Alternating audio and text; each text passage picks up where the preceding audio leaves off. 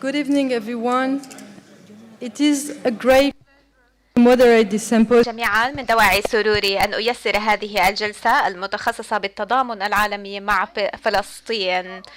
إذن الستينيات هي International solidarity with Palestine, marked by the creation of the PLO in '64, the rise of the non-allied movement, and the broader wave of national liberation struggles.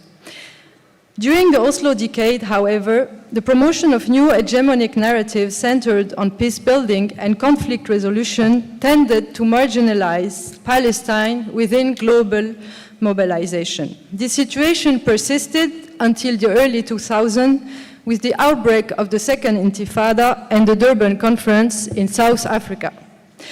The subsequent revival of global solidarity with Palestine was followed by a significant shift in framing.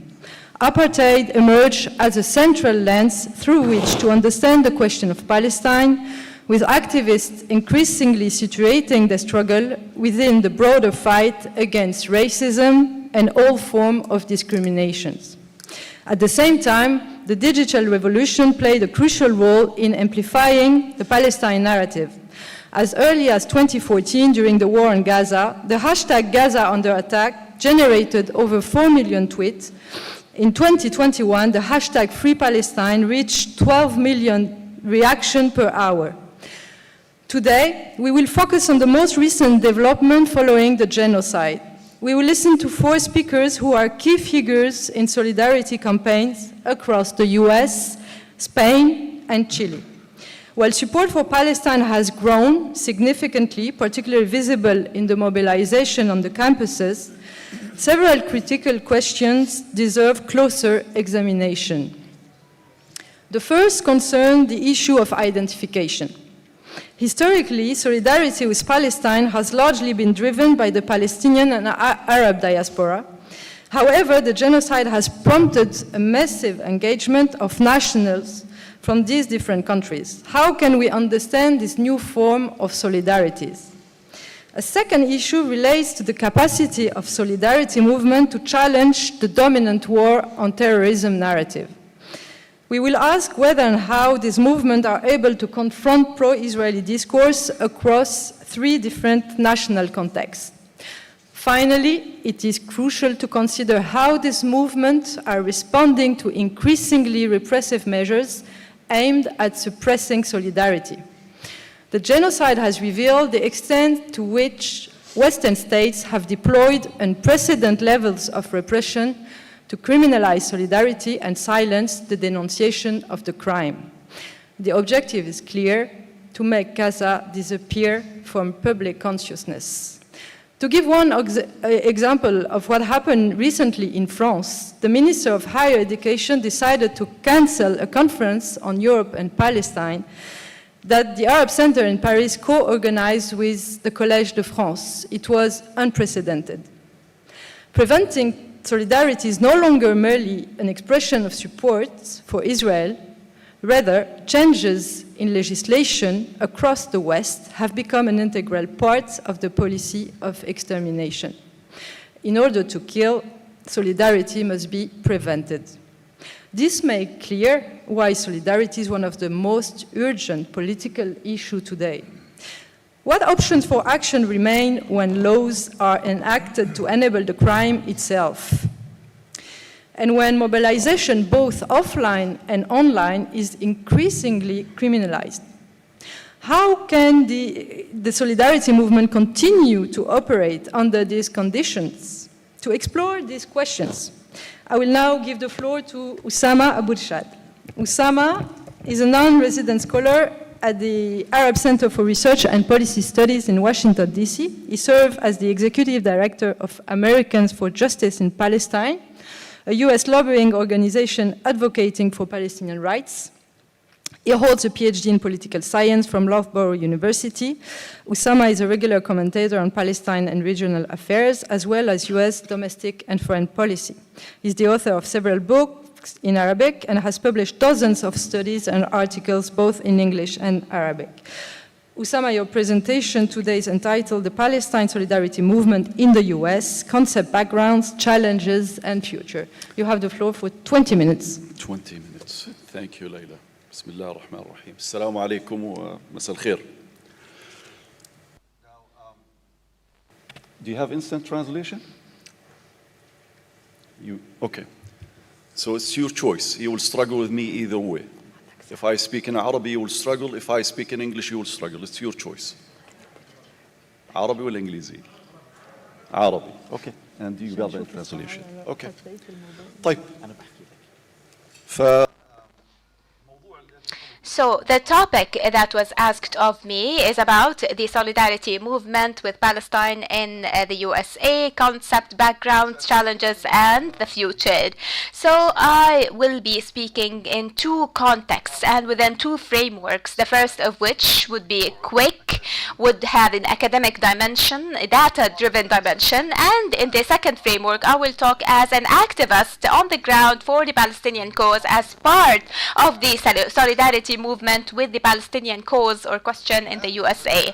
Now, if we are to start with backgrounds, the backgrounds for solidarity movements with Palestine in the USA, and this is the data-driven or academic-driven dimension without many details because time doesn't allow us to go into too much detail. We all know that the collusion, the US collusion with Israel is a reality, a fixed reality and a historic issue. It is not a new issue. We all live it as a reality nowadays. We see it with our own eyes. We can see that even when the US and Israeli will clash, mostly Israel prevails or has the upper hand. And the question is always who is dominating the other? Is the US dominating Israel or the other way around? That's not the thing that I want to talk about today. But just asking this question gives us an impression or alludes to this controversy in their relationship. Nobody says that is the USA controlling Britain or is Britain controlling USA. No, this is asked only when it comes to Israel. So there's a problem with this relationship. This relationship is historical and it didn't start today. If you think that it started 10 or 20 years ago, that's not true. The USA had collusion in the formation and establishment of Israel. The British government did not dare to issue the Balfour Promise in 1917 until it took the Wilson administration approval, and they went to the Wilson administration in 1917 and they took the response in October 1917, the approval of Wilson's administration to issue this declaration, the Balfour Declaration, and this happened via a person called Brandon, which was the first Zionist Jewish judge in the American Supreme Court. But I will not go into details. Now, in 1940, the transition of the Zionism weight started moving into the USA. There was the Baltimore Conference, named after the hotel where it took place for Zionism, the Zionist movement around the world, in New York, not Baltimore, Maryland. It was held, and there was a clash of will between the extremist Zionist movement, the far-right movement, which had its own leverage, its own weight in the USA, and another wing that is not more moderate, but rather less extreme. So, and the Zionist movement prevailed in the USA, and they didn't acknowledge any Arabs or any owners of the land. They were not concerned with any of that. So if we are to talk with the reasons for the support, why does the USA support Israel? There is the religious dimension, historical, imperial, lobby dimensions. This is a lengthy issue. There are the immigrants, the Protestant immigrants who came to the USA, and there are the evangelicals who believe in the end of history and the rapture and so on and so forth. And there are too many details. that they both came to a land where there were people, but there weren't supposed to be any people. So it's a lengthy issue, and I cannot discuss all of these details because these are historical issues that belong in another setting. Now I would like to discuss the concept of the solidarity movement, because this is something we're living nowadays. What is happening in the USA? When we're talking about the solidarity movement with the Palestinian question in the USA, the most important thing we need to understand is that the solidarity movement in the USA is not Palestinian, and it's not Arab, and it's not Islamic only. Because some people say it's Palestinian students, some Arabs or some Muslims, or it's Palestinian Arab institutions, and that is incorrect. These are part of the solidarity movement, and I don't want to go into proportions or percentages. We're talking about a diverse, intersectional movement and a grassroots movement. So it has its populist roots in the USA and a grassroots base. And this movement aims to increase awareness or raise awareness on the Palestinian cause in the USA. And so raising awareness and then advocating for Palestine, mobilizing people for Palestine, and then lobbying or advocacy. And the goal is for us to change the US policy towards the Palestinian question with these three things: raising awareness on the Palestinian issue, the Palestinian cause, and then mobilization, and then advocacy or lobbying. And those who are under the umbrella of these definitions are such a diversity of institutions and individuals. When they're talking about institutions, we're not only talking about the American Muslims for Palestine or American for Justice in Palestine Action. No, we're talking about Jewish people for peace, U.S. Campaign for Palestinian Rights. Nowadays we have the Social Democrats, there are the Blacks for Palestine. So this is a diverse movement when it comes to its ideology even. There are even issues that are based on gender and so on and so forth. And so these are all actors that are effective in the Palestinian cause. They're not diverse only in ethnicities and priorities. They're diverse in disciplines. We're talking about legal institutions, Palestine Legal, CCR, Center for Constitutional Rights, or the Muslim Legal Funds for America.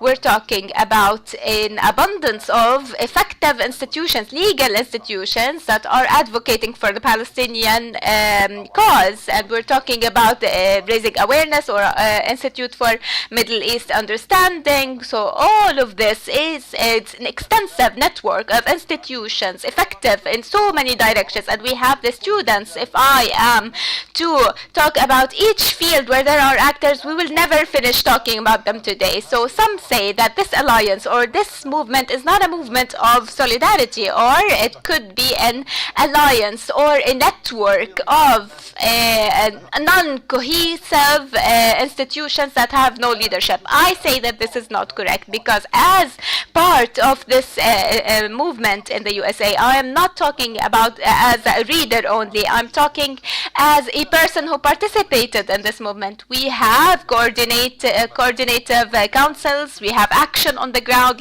Just last week, we were in Washington meeting to agree on how to deal with the 2026 election. So there is coordination, distribution of roles within this movement, and it's incorrect to say that each institution is working in its own direction. Of course, each institution has its own vision, but it's part of a larger coordination. And now this has accumulated and deepened after the 7th of October 2023. It deepened. It was never at this level, but it was there. So this day took more and more or caused more coordination. For example, we were meeting and we said that we don't want each institution to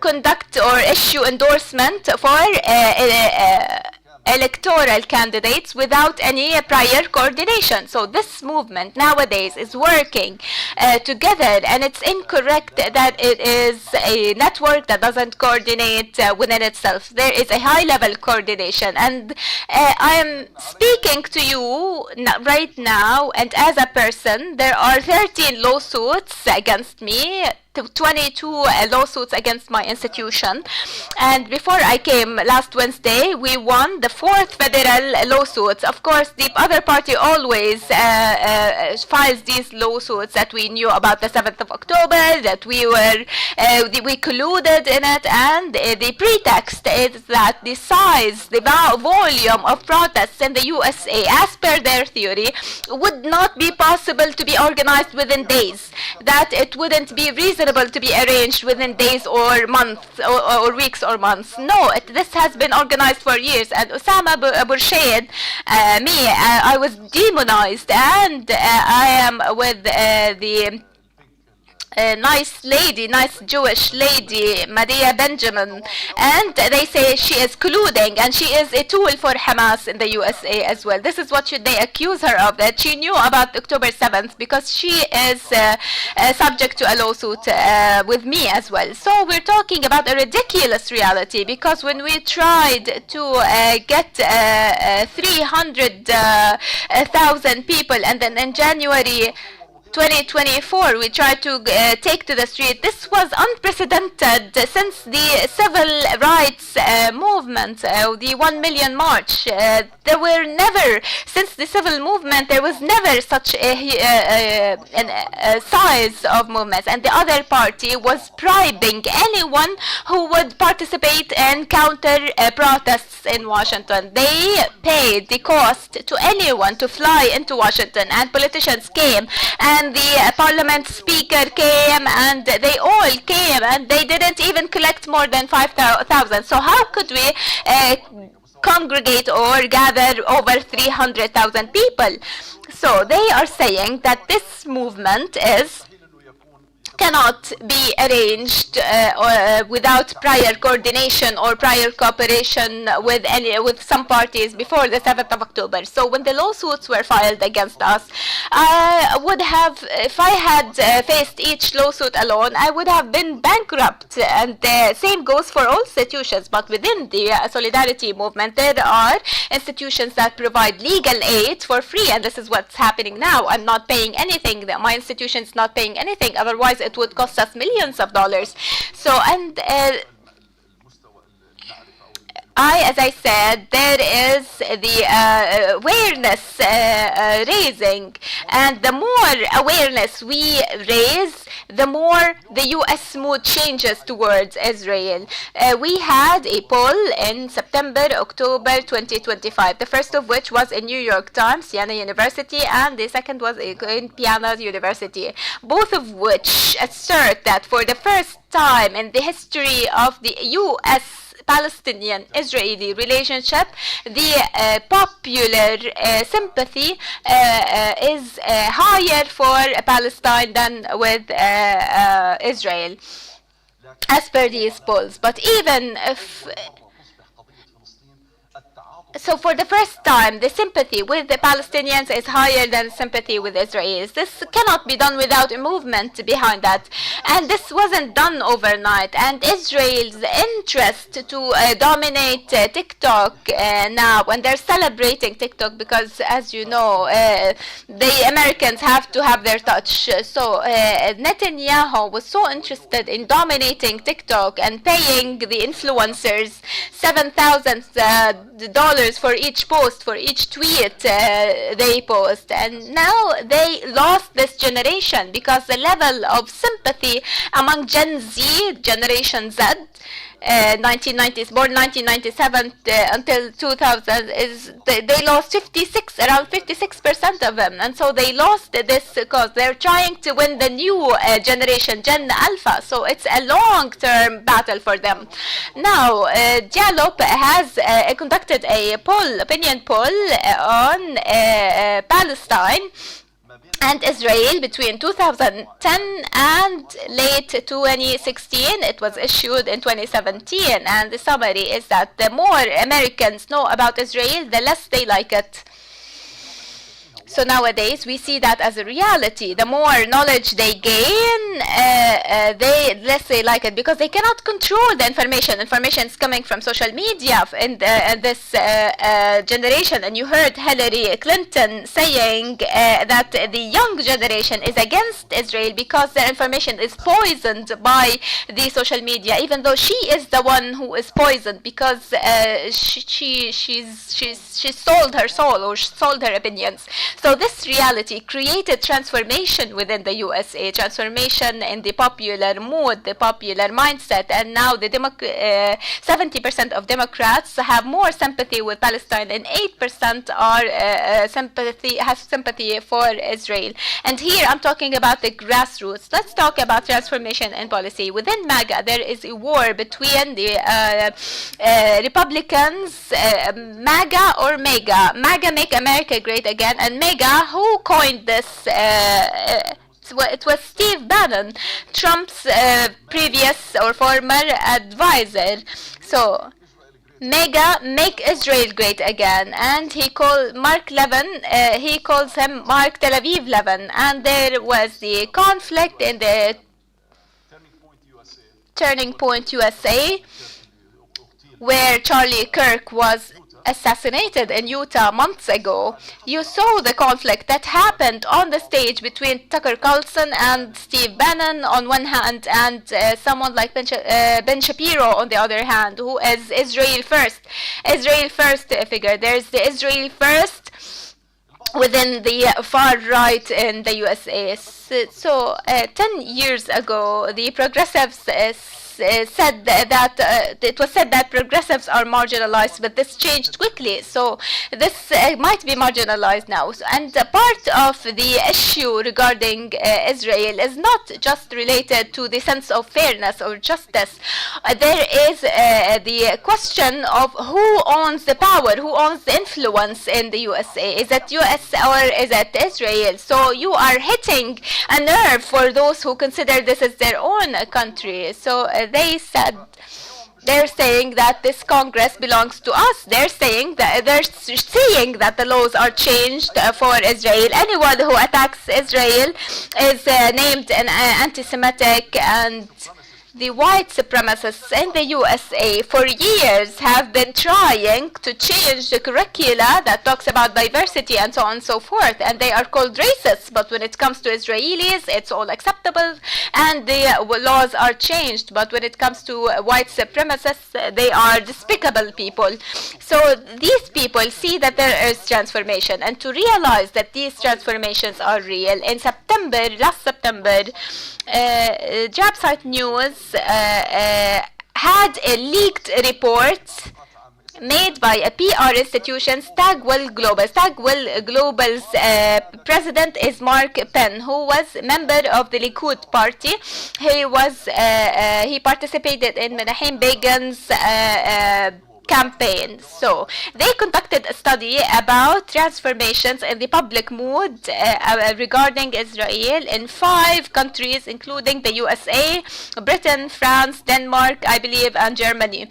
They found that Israel, and it's not in Israel's best interest to have the battle of being a genocide state or apartheid state, that this battle has been lost already, and you shouldn't fight it because you will clash with the public opinion. So it's better to shift the narrative now. Let's change the narrative. Let's have the narrative as radicalism, Islamism, jihadism, because it would be easier for us to fight that battle. So if you get 2 people who play martial arts in MMA and place them together. No, they said, let's change the fighting ring and get the weaker fighter and put him in another fighting ring where they have no background whatsoever in martial arts or fighting in general. Who will win? That person will win.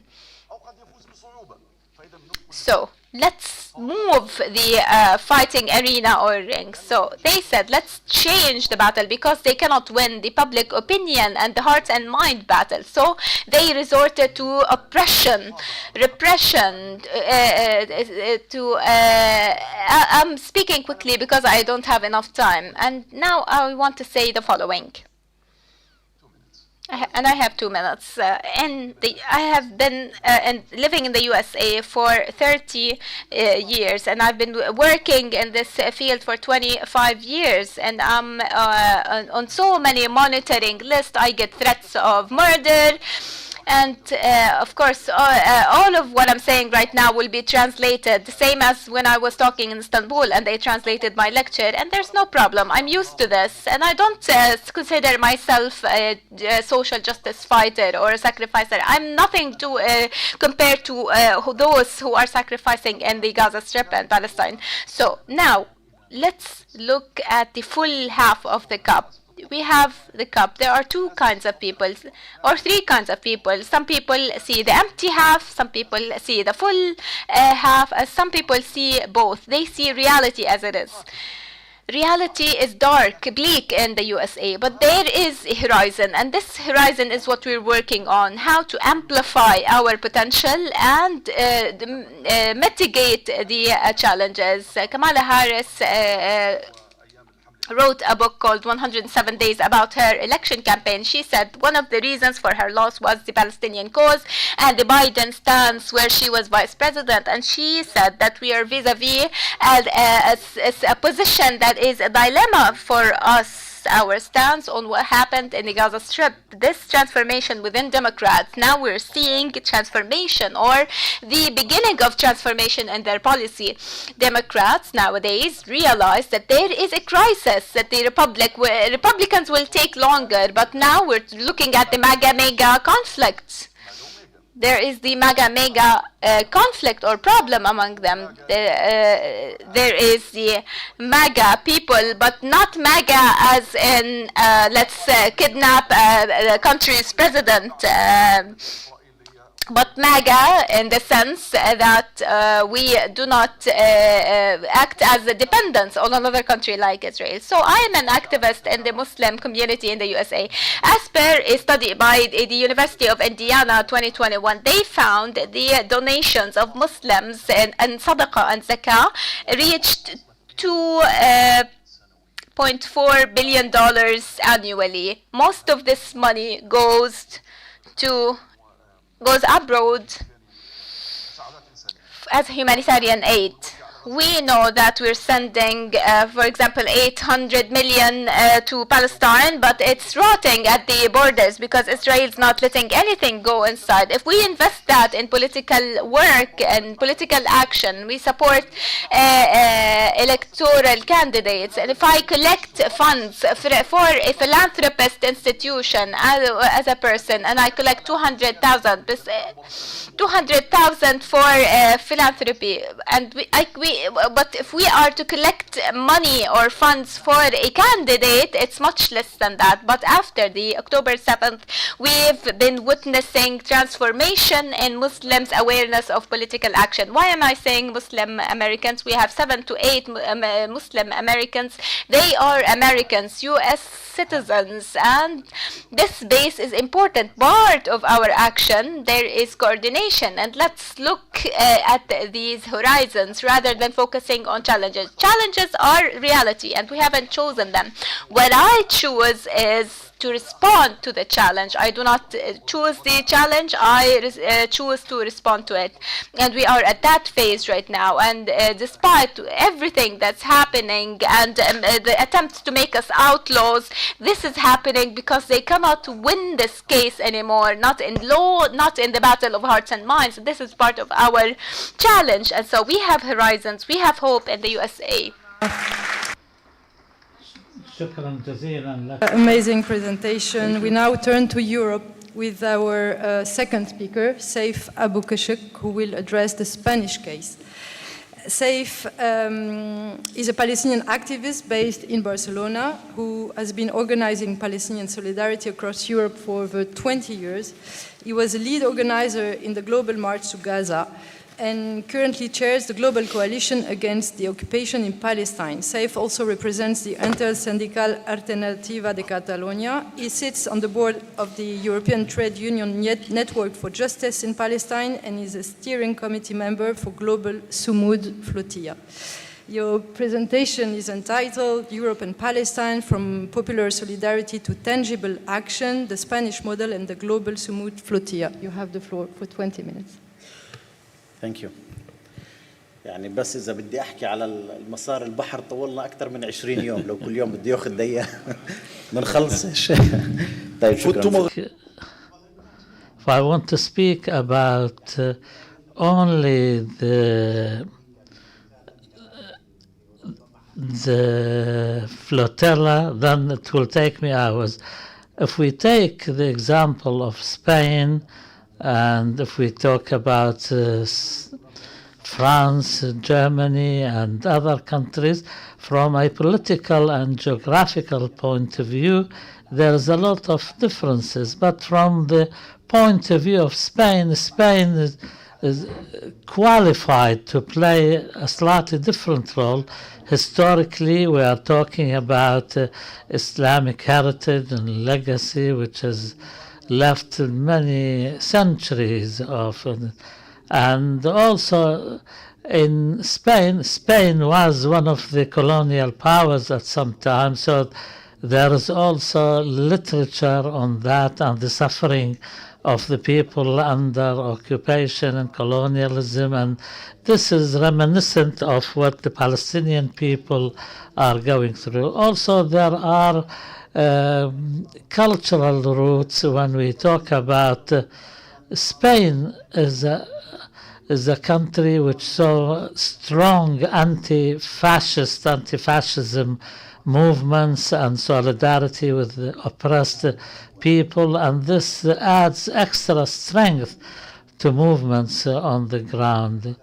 The left in Spain, not just the socialists like Podemos and Green parties, who have a more or friendlier position vis-à-vis Palestine, the continuation of the Socialist Party in power is linked to these aspects. There is also the religious aspect, even if we talk about Catholicism, but there are progressive Christians who call for justice in Palestine, and they are in contact with their counterparts in Palestine. All of these have provided more ground for the solidarity movement to be more active. If we talk about the As-Sumud flotilla at the level of Europe or at the level of the world, the whole world, the solidarity movements usually tend to focus on their immediate surroundings. For example, if in America there is coordination, but we do not have much coordination with America or even European countries. For the 2.5 years of the genocide, we could not organize one joint activity under the same slogan. What impacts us negatively is and makes our, or because our movements are still confined by the localities and the limitations. عالمية لغزة وانتقلت في تجربة. In the Sumud flotilla, in fact, has provided us with some common ground that we lacked in the past and enabled us to utilize this movement and translate it into some political accomplishments. We Palestinians, sometimes we do not have the political channels to harvest the results and the fruits of our movements and activism. When there is activists on the ground who are working hard to achieve something, but that doesn't necessarily translate itself into political achievements. For example, our campaign for an arms embargo on Israel we made sure that the central demand was the ban on weapons to Israel. The first activity which was organized, we organized 100 protest movements simultaneously. On the same day, the Prime Minister went public and declared Spain's willingness to recognize the state of Palestine. There was enough awareness within the solidarity movement to understand that this is more of a symbolic gesture and may not necessarily produce the responses we require, and we have to this is about the decision to recognize the state of Palestine, for example, and after 2 years of our campaigning, the parliament passed a bill calling or banning the arms exports to Israel, and then ships started being boycotted at ports. Of course, implementation of these bills and decisions require some practical and actionable tools. But it's important for us in any solidarity campaign, we have to understand that our actions do not produce immediate results. You cannot expect yourself to go out on the street today and your government will tomorrow take this decision you demand. So this requires us to continue applying pressure, continue holding the state accountable, and continue organizing at the popular level to emphasize the demand for an arms embargo on Israel. Because when it comes to the Samud flotilla, we had some formations which were already on the ground available, and definitely the genocide contributed to that. But when the interception came, this created a huge amount of reaction among the public.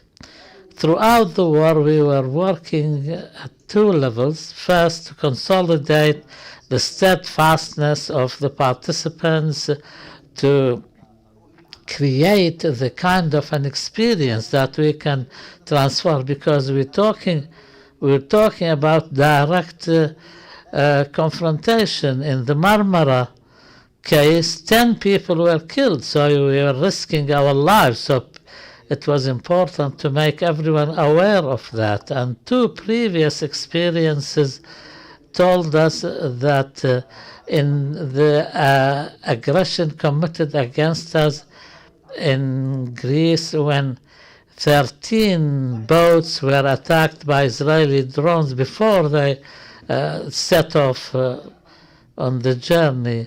And also we gave participants a choice that we have spent more than 3 weeks on sea, and if you think you had enough, then your message has been delivered, and the Palestinian people will only be appreciative of what you've done, so you can go home if you like. But all the participants unanimously decided to continue.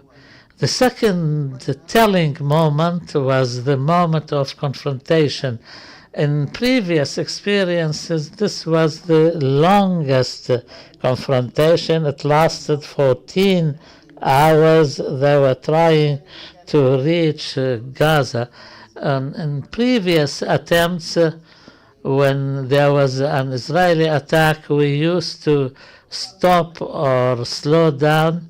But what happened is leadership and command of the flotilla was passed over from one boat to another, so that the boat A, if stopped, the captain of boat B say, "We are at the front, we'll continue the journey." So Therefore, there was rejection of Israel's attempts to stop us, and this kind of determination reflected on the ground. At the same time, when we were countering the Israeli aggression at sea, there were thousands of people who went out on the streets.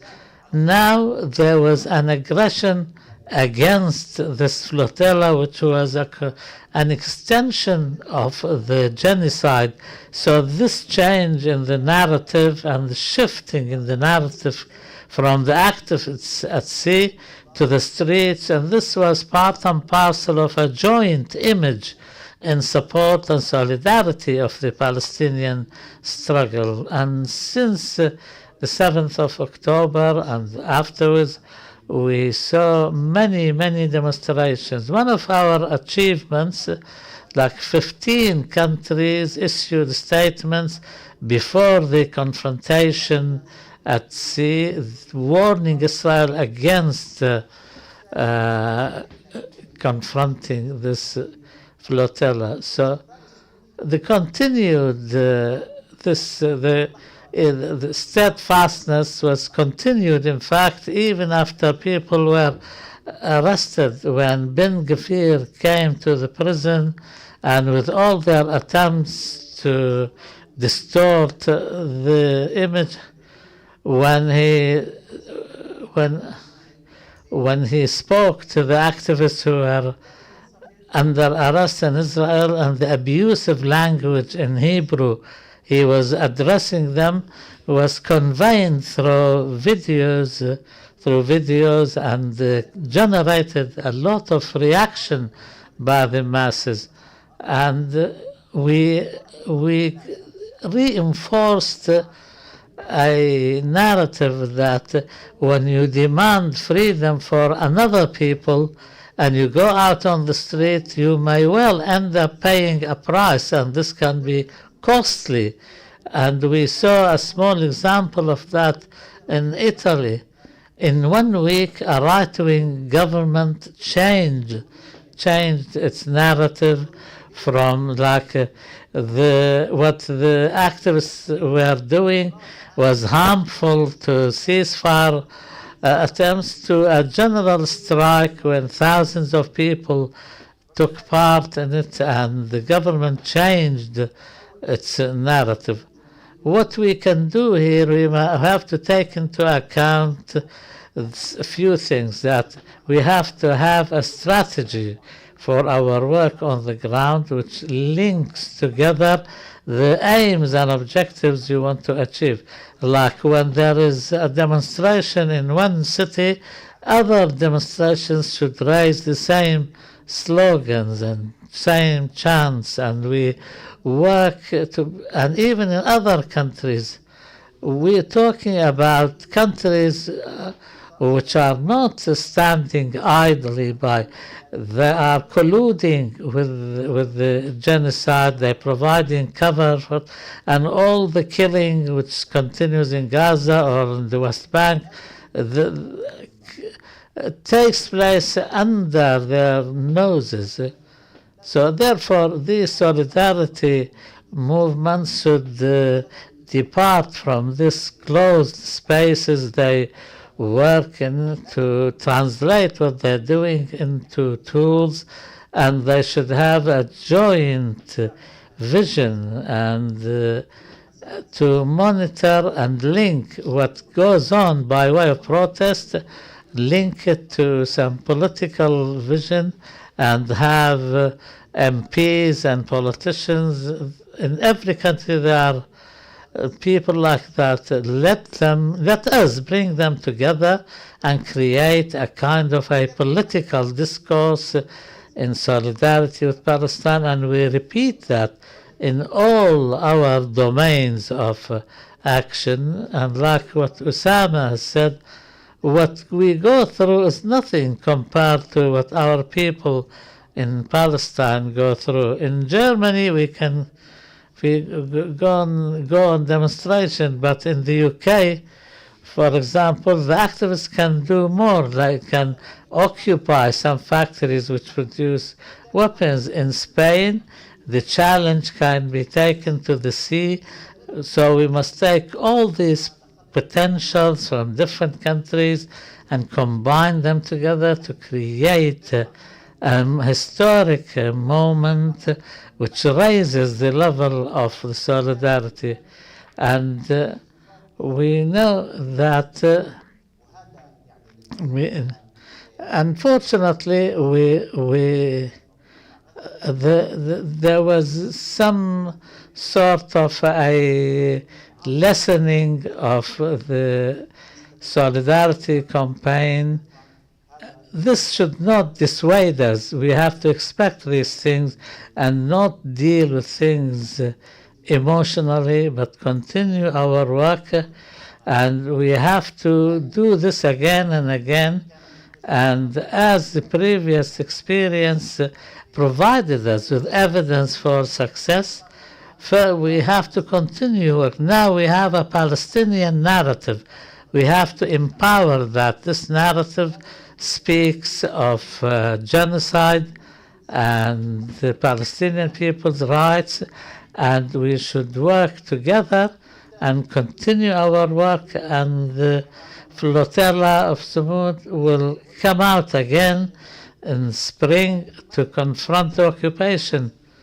But we cannot talk about now the aid reaching Gaza, because in the past we spoke to the humanitarian situation, and the counter narrative was that we have a peace plan which includes aid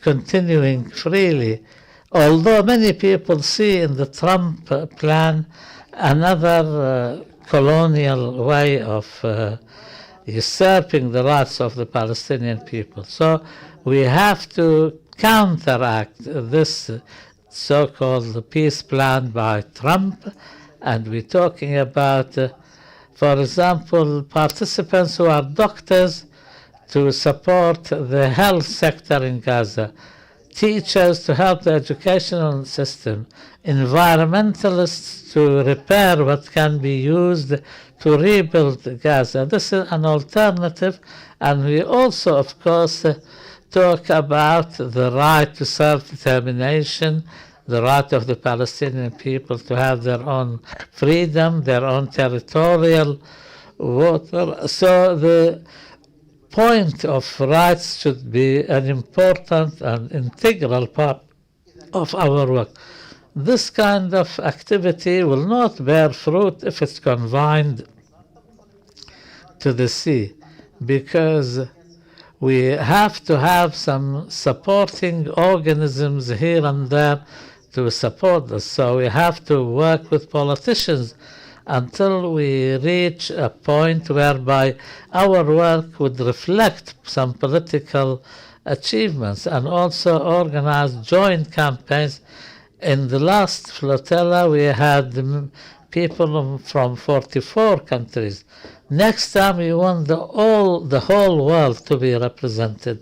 When we talk about the symbolism of the whole world standing against genocide and occupation, we have to justify that and manifest that. And the best way to do that is to have people from every country in the world. And this requires us to be active in every country in the world, to have activism against occupation.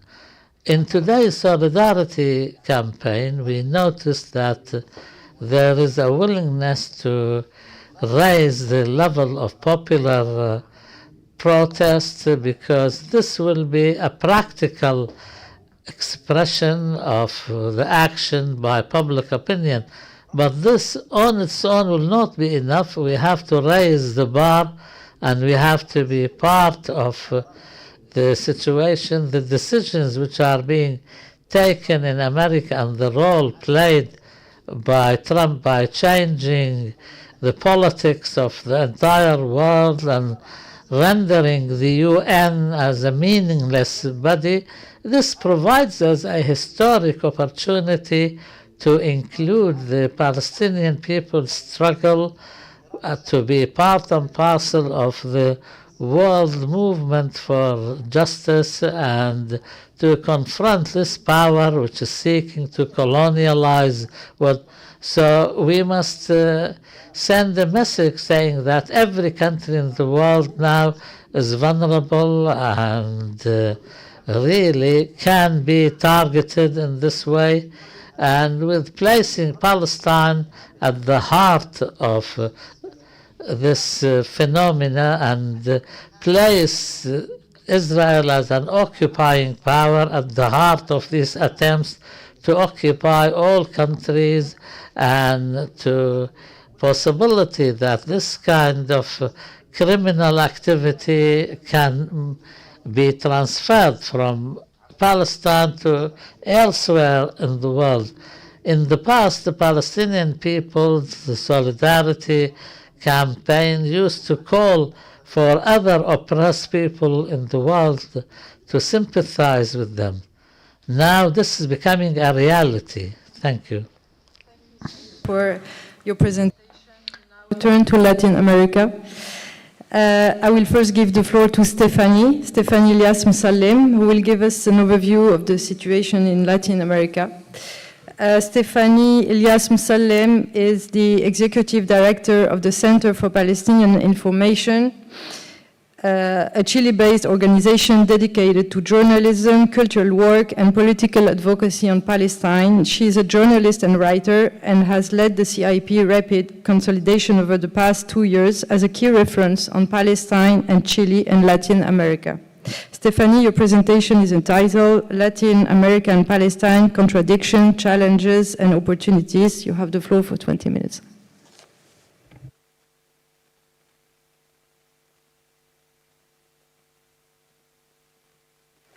There, can you hear me? Marhaba. I am third-generation Palestinian born in Chile. I speak to you in English because Arabic, like many other parts of our identity, was not transmitted to us. Most Palestinians of my generation in Latin American diaspora grew up disconnected from the language, and in some cases to Palestine itself. Yet, it is precisely our generation that is now reclaiming that connection. It is us who have become the new carriers of the Palestinian cause in the region, and we do not take that responsibility lightly.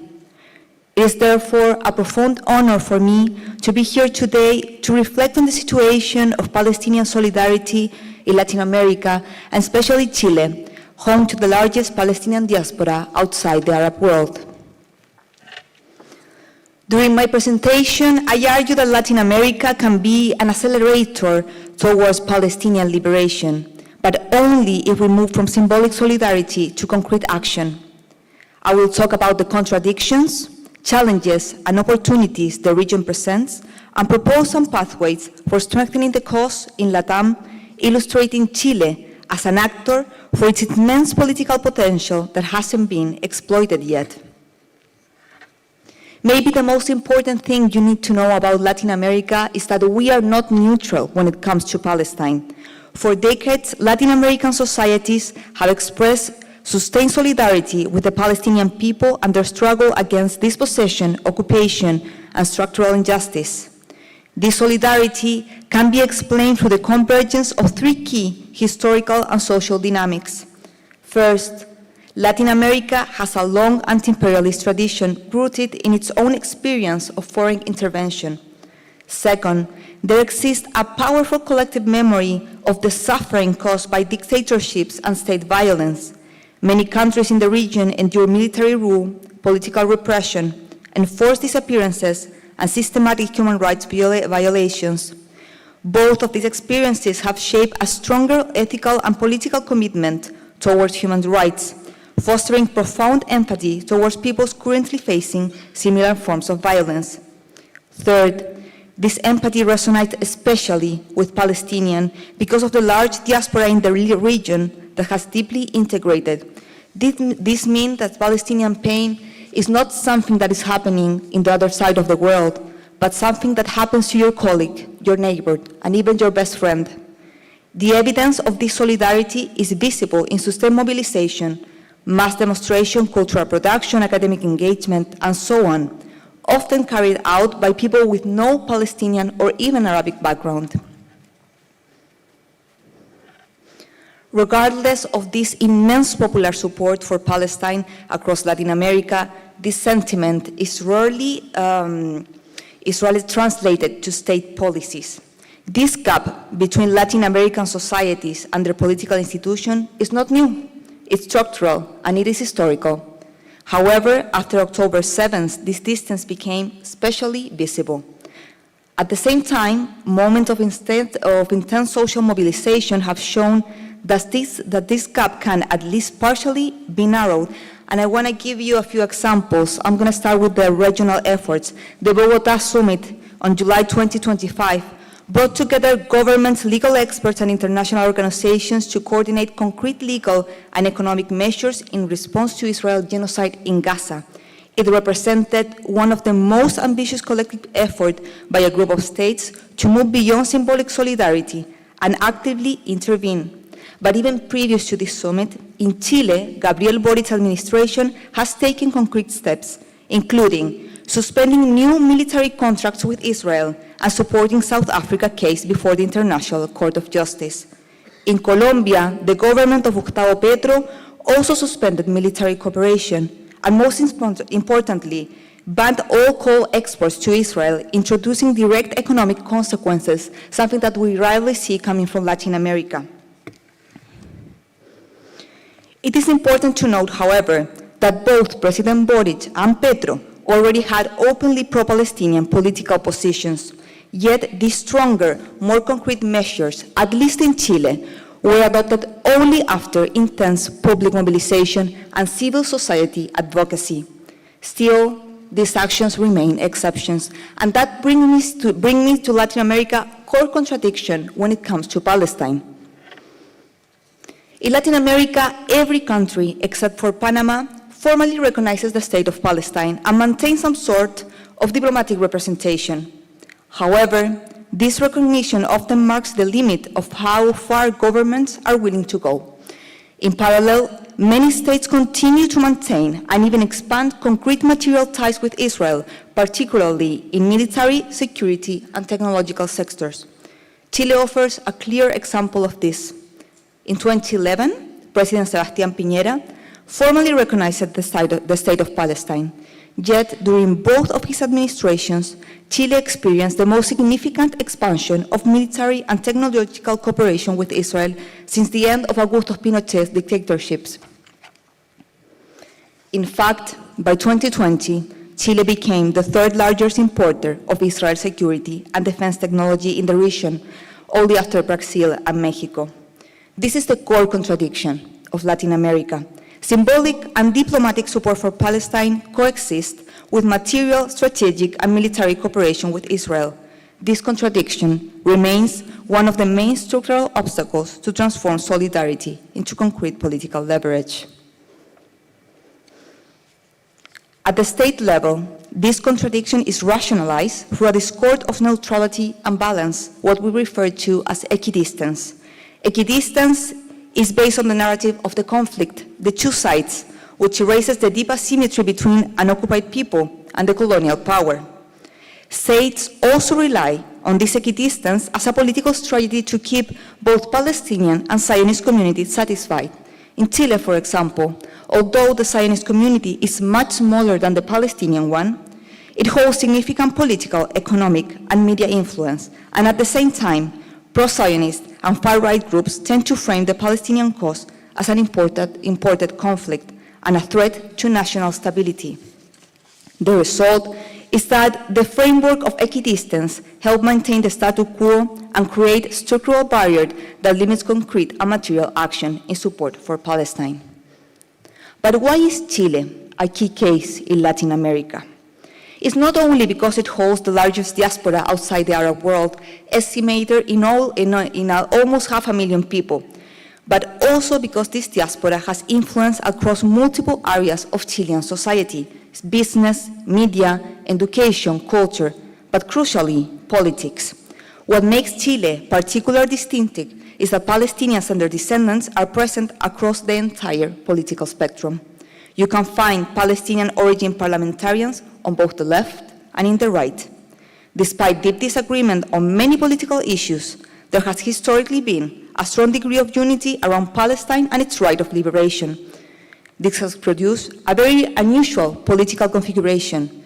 In Chile, support for Palestine has permeated the Congress as a whole. Today, virtually, the entire left is pro-Palestine, and a significant part of the right also is. In the right, this creates a phenomenon that can be described as conservative except for Palestine, the inverse of what we observe in the United States, where we see a pattern of progressive except for Palestine.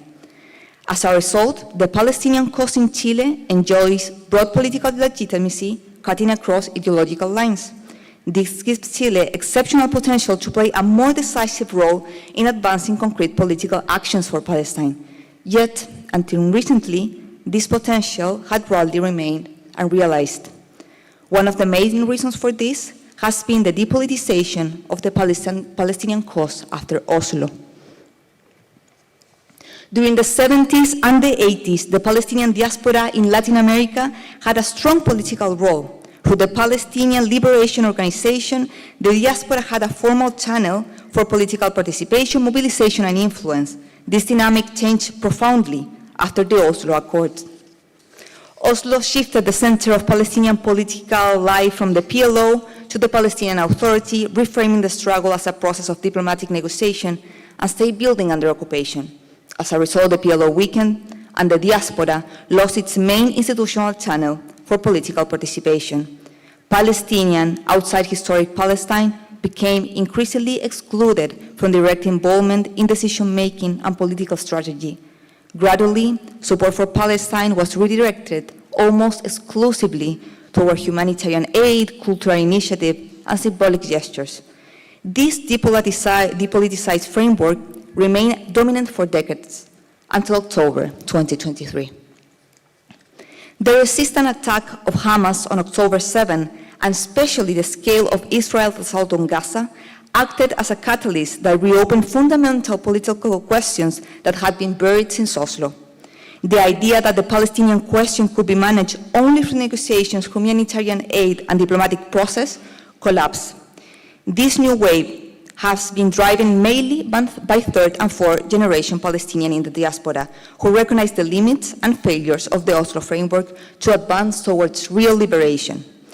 As a result, Latin America has witnessed an unprecedented proliferation of pro-Palestinian organizations and movements operating across different arenas: media, culture, law, education, and grassroots mobilization. In Chile, this includes groups such as Centro de Información Palestina, Coordinadora for Palestina, Abogados for Palestina, and so much more. And at the same time, we have seen a renewed visibility of growth of anti-Zionist Jewish organizations, such as AHDA in Chile and Youth for Palestine in Argentina, which today play the main role in that country in defending the Palestinian cause. This phenomenon has gone beyond Palestine itself. Watching the genocide unfold in real time and witnessing the complicity of the international community deeply fractured the narrative of the so-called civilized West. Palestine moved from being a peripheral issue to becoming a paradigm, the cause that represents all human rights causes, a lens through which global systems of dominations are now being read.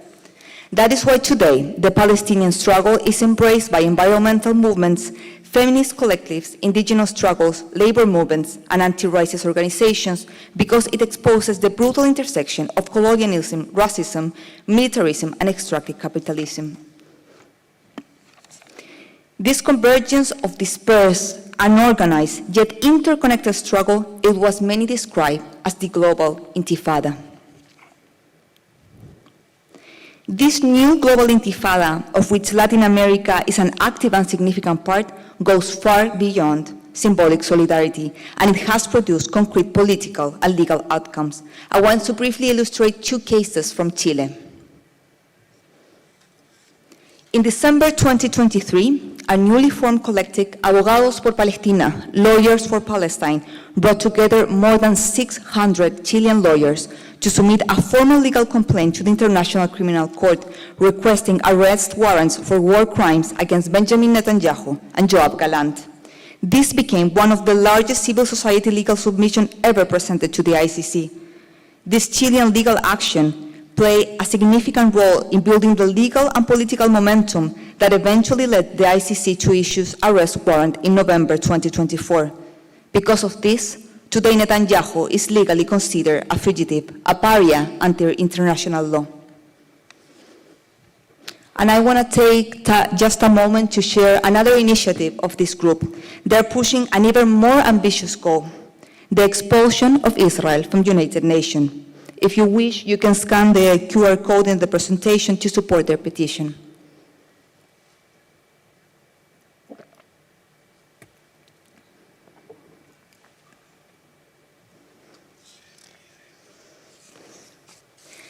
The second case shows how civil society can shape political agendas. In April 2023, Senator Jaime Quintana, president of PPD, one of Chile's major political parties, made openly anti-Palestinian statements on national radio, including denying the genocide in Gaza and claiming that Palestinian parents use their own children as human shields. At Centro de Información Palestina, we saw this not only as a hostile moment, but also as a political opportunity. We launched a coordinated strategy combining press statements, media outreach, social media campaigns, and direct political pressure, demanding clear responses from the party and from its presidential candidate at the time, Senator Carolina Toa. When this went viral, the public backlash was immediate and the political fallout unmistakable.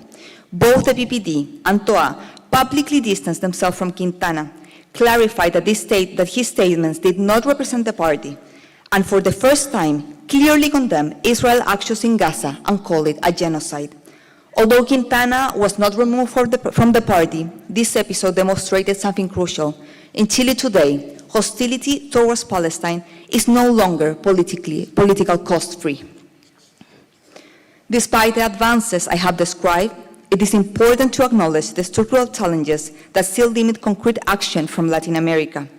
First, military and technology dependence on Israel, as I spoke previously. In Chile, this dependence is not structural, so there is room for diversification.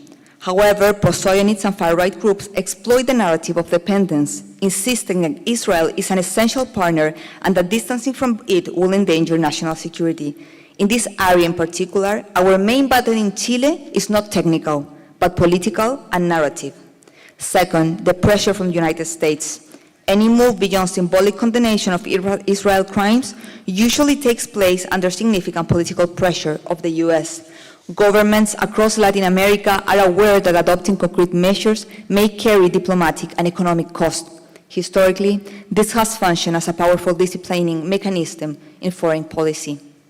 Third is the rise of pro-Zionist far-right governments in the region. In Chile, the incoming administration of José Antonio Caz will take office in March. He has openly expressed its intention to deepen alignment with Israel. While it is still early to predict, we anticipate a rise in censorship of free speech, especially regarding Palestine, the funding of educational programs that address Palestine and the Middle East, as well as an increased repression in pro-Palestine mobilization. Finally, the role of hegemonic media. As in much of the Western world, one of our main challenges remains dominance of large media outlets and the reproduction of Israeli narrative. The good news is that in Chile, we still have strong protection of freedom of speech and press. This has allowed the growth of a relatively robust independent media ecosystem capable of challenging dominant narratives and opening spaces for alternative voices.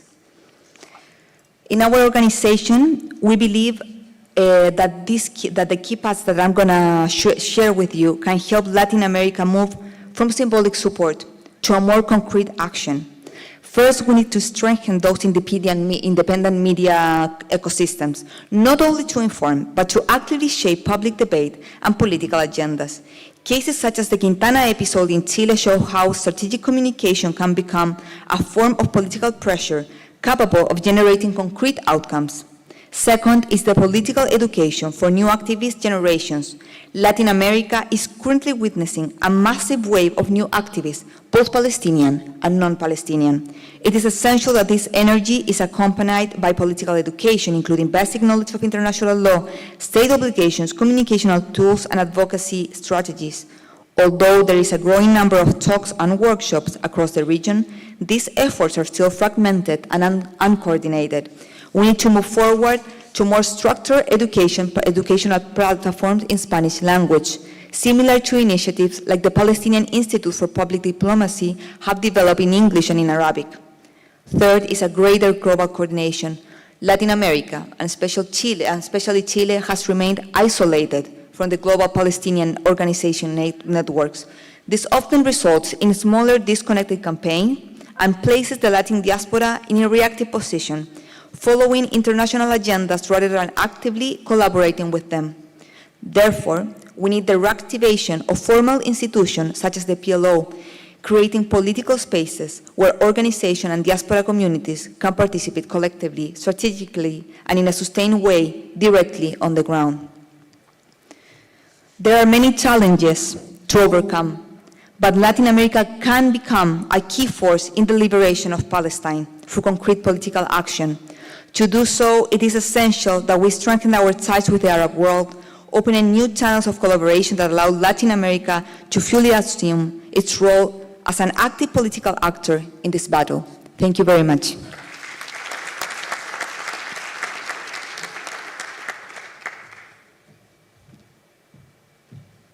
Thank you, Stephanie.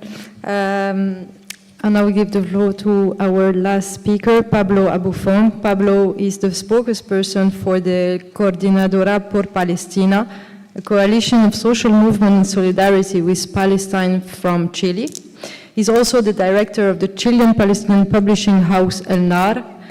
In 2024, he co-curated the exhibition From All the Rivers to All the Seas, an exhibition of textile, art and posters for Palestine hosted by the Chile's National Archives. Pablo is a philosopher and biologist. He has worked as a translator for 15 years. Pablo, the title of your presentation is The Fabric of Solidarity, Class, Identity, and Palestinian Solidarity in Modern Chile. Thank you. I apologize in advance for being the second Chilean on this symposium, but I guess since we are the largest Palestinian community outside the Middle East, it makes sense. Thank you very much to the organizers of this forum, that it's a wonderful forum, and thank you especially to all the workers that make this possible and comfortable for all of us. In this talk, I would like to address three issues as an attempt to understand the history of the Palestinian diaspora in Latin America and its solidarity strategies towards Palestine. First, I want to explain the trajectory of Palestinianness in Chile from the viewpoint of class formation and how that determines strategic choices. Second, I want to mention some key shifts in the Chilean Palestinian community in the aftermath of October 7th. And finally, I want to identify some major challenges for a class-divided diaspora in Chile and Latin America. So, as we know, the Palestinian community in Chile is said to be the largest one outside the Arab world, with figures that go from 300,000 to 500,000. As mostly Christian Palestinians from Bejala and Betsahur, this community arrived in the early 20th century and experienced a relatively rapid assimilation, especially through commerce. Later, during the 30s, it got strongly involved in the development of key industries in the process of national development in Chile. The model of import substitution was gaining momentum in Chile, and Palestinians found an opportunity there.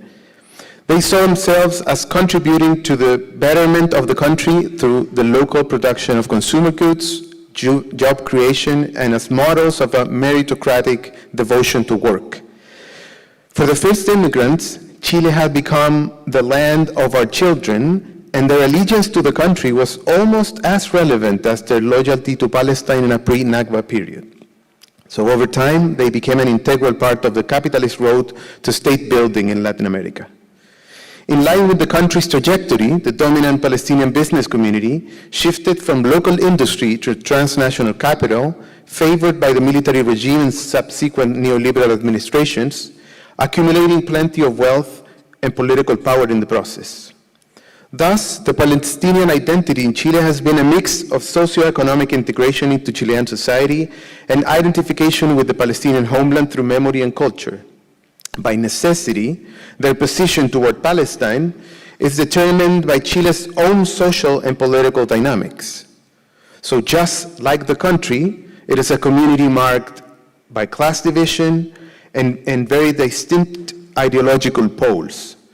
Along these lines, different sectors of the community take different, sometimes antagonistic, stances on key issues such as the colonial nature of the Chilean Republic itself, the revolutionary process that led to the Popular Unity government in 1970, the US-backed coup in 1973, the neoliberal dictatorship, and the long post-dictatorship period. In some sectors of this community, one can perceive a kind of Palestinian exceptionalism, for which the colonization of Palestine has nothing to do with colonialism in Chile, US intervention worldwide, or the destructive effects of neoliberalism. These are seen as totally different problems that should not be mixed. For instance, during rallies, when the other struggles appear, they normally claim that we shouldn't be mixing things, that we shouldn't politicize the Palestinian cause. Why does this happen? My hypothesis is that their class interest within Chilean society puts them at odds with supporting local oppressed groups, but also because they tend to see the Palestinian issue as a humanitarian tragedy that needs help from their better-off cousins. For this sector, the drama of Palestine is an opportunity for charity and investment. This is an extension of an explicit strategy of improving the situation of Palestinians in Chile, and by Palestinians, of course, they mean Palestinian businesses, which is quite different from assuming a role in the struggle for the liberation of their homeland. In a way, they see themselves first and foremost as Chileans of Palestinian descent, rather than Palestinians living in Chile for several generations. This is the bourgeois diaspora, economically and politically powerful, that perceives itself as the voice of the entire community. But there's another part of the community, among working class and professional sectors, that has always promoted a connection between the history of Latin American and Middle Eastern peoples, along the lines of internationalist solidarity, highlighting the historical similarities and common enemies. In short, an anti-colonialist or anti-imperialist diaspora, clearly less powerful and visible. This sector became especially relevant in the 70s, when second-generation Palestinians became involved in Palestinian politics as members of the PLO and its parties, promoting the opening of a PLO office in Chile and connecting the Palestinian cause with the struggle against the fascist dictatorship. In the context of this history, I want to address the question of how this interweaving of national, economic, and political trajectories have impacted the current moment of solidarity with Palestine. In Chile, the entire community has always mobilized during Israeli operations against Palestinian people, although it has been internally fraught with class and ideological tensions. After a peak in Chilean Palestinian organizing during the 2000s and 2010, especially through student groups, boycott campaigns, and some political figures left and right, the past decade has seen a weakening of organizations, and the Palestinian voice was almost entirely reduced to the elite groups. No more General Union of Palestinian Students, a weak BDS movement, a disbanded Palestinian Federation. The ability to put Palestine on the public debate was transferred to the particular elements within the community that are more powerful, such as the owners of the Palestino football team and the Palestinian Country Club. It is crucial to understand this process in the context of a domestic, social, and political crisis. The past 30 years saw the growth of an anti-neoliberal sentiment in Chile, embodied in social movements and shifts in the political landscape. At the same time, the corporate sector expanded and concentrated its power, pushing an agenda of more, not less, neoliberal policies. The fragmentation of the social fabric was undeniable. By 2019, a social uprising erupted and an attempt to change the constitution ensued. In parallel to other countries around the world, especially after the pandemic crisis, these processes resulted in a contradictory situation. Massive revolts were followed by the advance of the far right, highly connected to the Zionist process. So both the internal dynamics in the Chilean diaspora and the broader socio-political situation had a strong impact on pro-Palestinian activism. But then October 7th happened.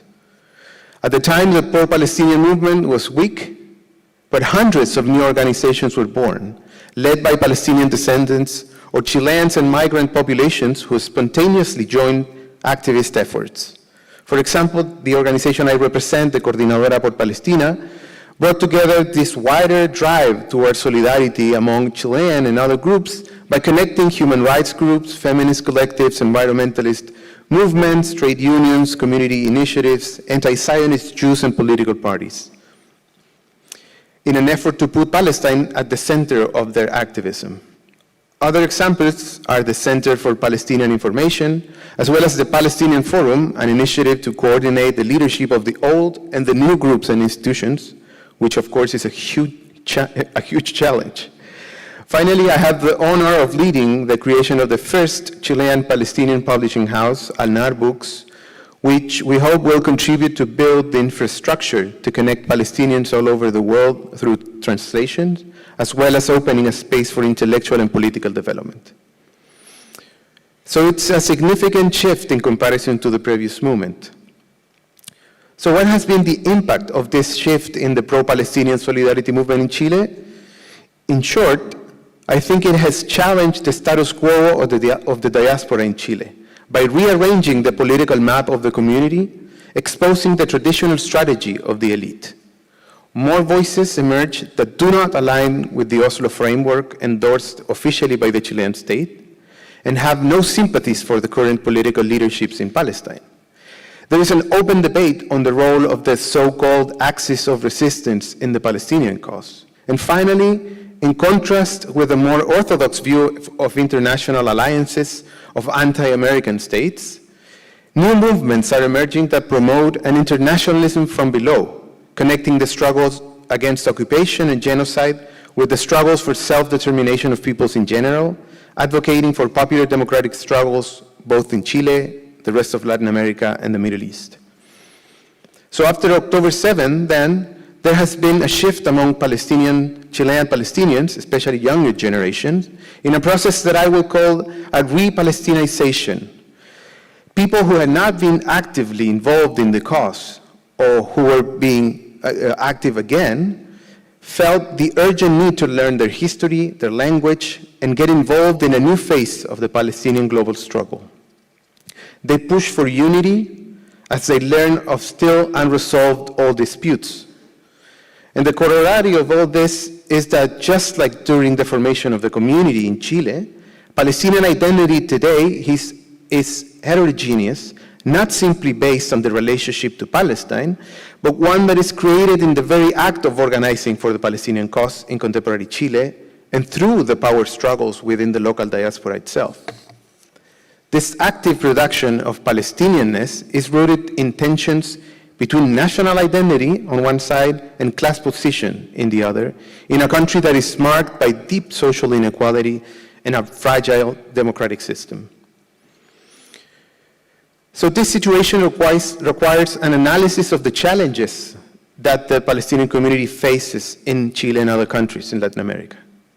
If we follow this history of profound socioeconomic and political diversity, it becomes clear that national identity, being Palestinian, is not enough to explain a diasporic community. Class divisions and therefore diverging political visions regarding Chile and Palestine are evident within the community. The elite is linked to delegitimized leaderships both in Palestine and in Chile, and follows a media and lobbying strategy that is strictly within the Oslo framework. Not to mention that it silently accepted and in some cases celebrated the election of an openly pro-Zionist president last December. So some key questions arise. What role do they see themselves adopting in or in relation to a possible Palestinian state. Considering the recent election of 2 Chilean representatives to the General Council of the PLO, are they seeking to become officials in a future Palestinian state? What is the role of Chilean-Palestinian investments in the occupied Palestinian territory in terms of class dynamics and elite reconfiguration in Palestine? These are, I know, hard questions to ask that will only be answered by history and not by actual direct responses. On the other hand, the diverse mix of Palestinian sectors outside the elite are organized along other lines of action: mass mobilization, the interconnection of the Palestinian cause with other struggles of Chilean society, and an internationalist perspective that sees capitalism and its new phase of expansion as the structural causes of the occupation and the targets of any strategy. It is liberation rather than aspiration to power that drives these sectors of the community. Maybe I'm biased, but I see class as the dividing line between the two. In the immediate context, of course, tactical unity against the genocide comes first. But in the medium term, we must ask questions about our strategies and international alliances, and whether our main goal is improving our local status or the liberation of Palestine. This may and will include uncomfortable questions and debates, and thus requires an intergenerational dialogue, an open debate on political differences regarding Chile and Palestine, and probably the creation of new movements, new institutions that can draw on the impressive organizational experience of recent years. And to end this presentation, moving beyond Chile, I would like to quickly mention 3 obstacles for what the Latin American region can do for Palestine. The current realignment of many South and Central American countries towards the United States threatens to destroy the pro-Palestine rhetoric and diplomatic attempts of some of our countries and promote a widespread crackdown on solidarity movements across the region. In Chile, we are less than 2 months away from a new government that is friendly with Netanyahu and will align with an imperialist agenda and a pro-Zionist foreign policy. Progressive governments in Latin America haven't been able to go beyond statements and soft diplomatic moves. And I believe that this is connected to structural limitations that apply to the entire region and not to particular countries and their governments or their political will. What are these limitations? First, the place of Latin America in the global market as an exporter of commodities implies a subordination of the region to the global powers, which is reinforced by every cycle of foreign investment in extractive industries. Our countries, taken separately, are almost powerless within the world order, forced to follow the US and Europe in its strict defense and funding of Israel. Therefore, economic subordination to global capitalism makes it almost impossible to break with Israel on an individual country basis. Second, every Latin American country has had, at some point since 1948, deep ties with Israel. Israeli collaboration with dictatorships and US interventions between the 60s and the 80s is a key element of our shared history as Latin Americans. In the present, with only a few exceptions, there is an ongoing import of military surveillance and other kinds of technology from Israel. And everywhere, Latin American governments used that same military technology tested on the ground against Palestinians to attack protesters, activists, and indigenous peoples in their own countries. This history of collaboration clearly discourages breaking with Israel or the Zionist narrative, even for progressive governments. It's a matter of continuity of state policies rather than individual administrations.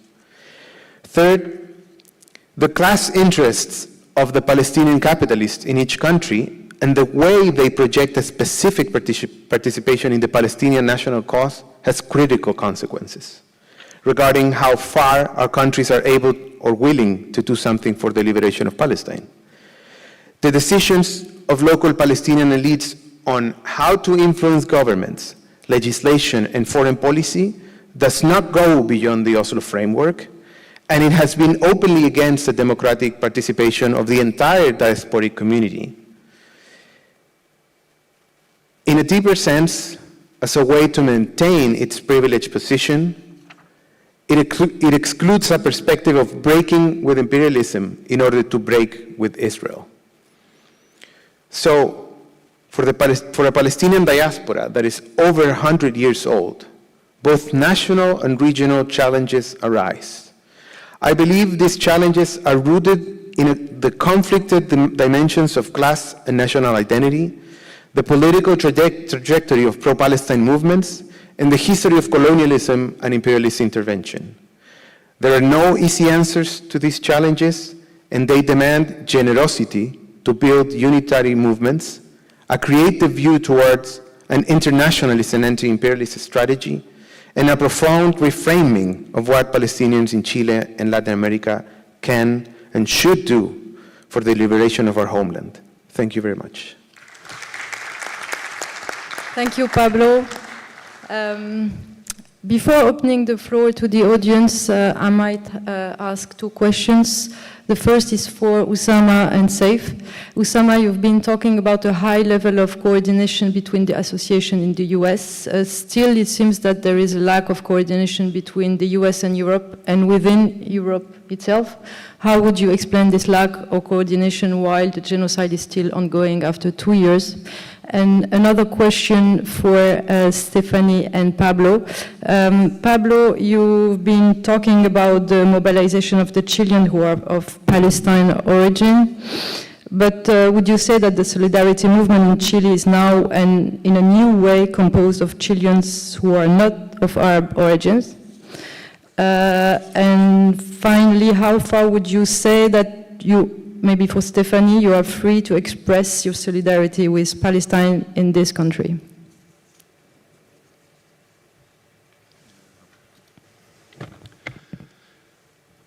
Arabic or English? Okay. You know, in the US, we have a unique framework. In the US, the easiest thing is to designate any work as a terrorist organization or that has a terrorist connection. This is one of the major problems we're facing. Israel considers the US to be the belly of the beast. They cannot afford to lose the US support. Any efforts that we do, any work that we have, any organization is subject to a designation. And it makes it much easier for the Israeli lobby to designate an organization if it has a foreign connection. So in Europe, or some parts of Europe, let's take the UK as an example. You have more freedom when it comes to association. Maybe you don't have the same freedoms as the US when it comes to the freedom of expression.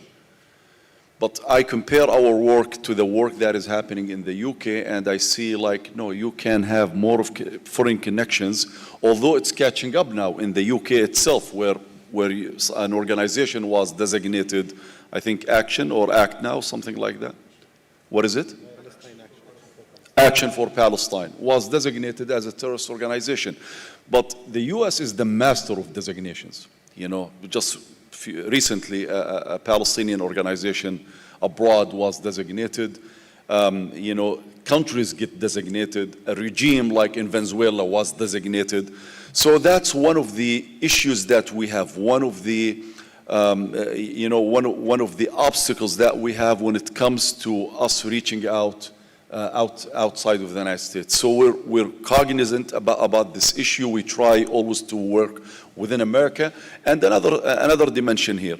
If you look at the American people, they're mostly concentrated on their internal affairs. They don't care much about what's happening in the world unless it affects them in the United States. So we're focused on changing the dynamics within the US.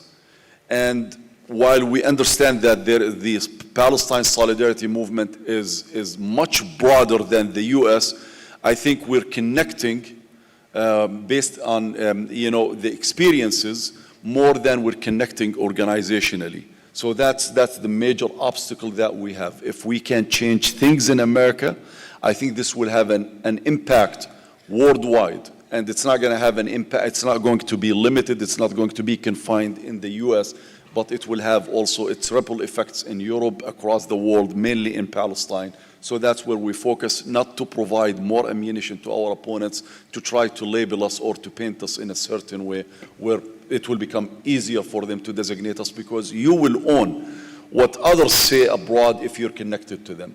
So I think these specificities are very important in our experience and in our case. Yeah. Thank you, Osama. You have something to add, maybe, for the European cases and countries? يعني أنا بعتقد الأحداث اللي الآخر سنتين ونص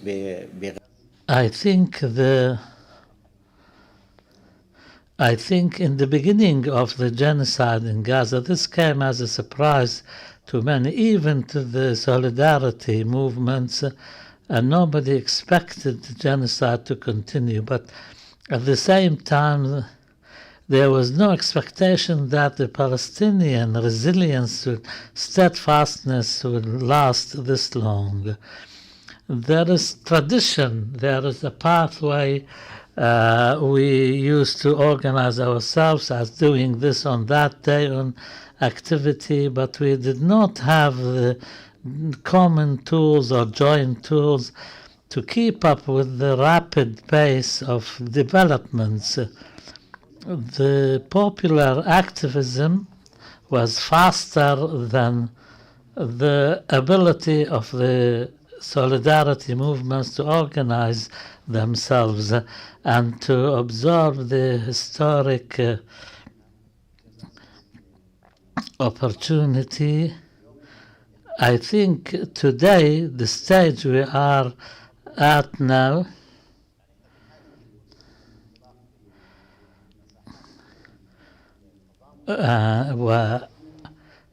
today we should move within this renaissance, anti-imperialism renaissance. We are talking about a new world order without any rules.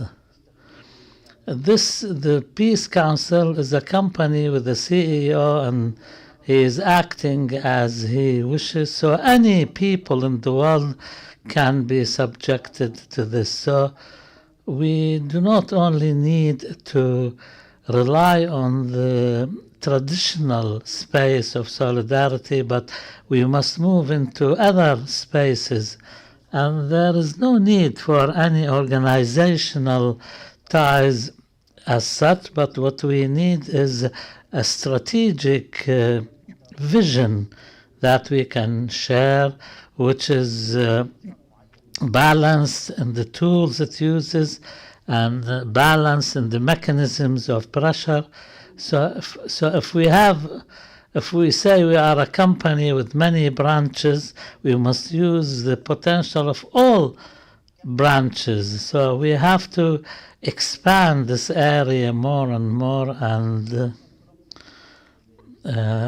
for example, in a previous visit to Colombia, there was a community where there was a district where massacres were taking place, and some participants were trained by the Mossad and the Israeli army.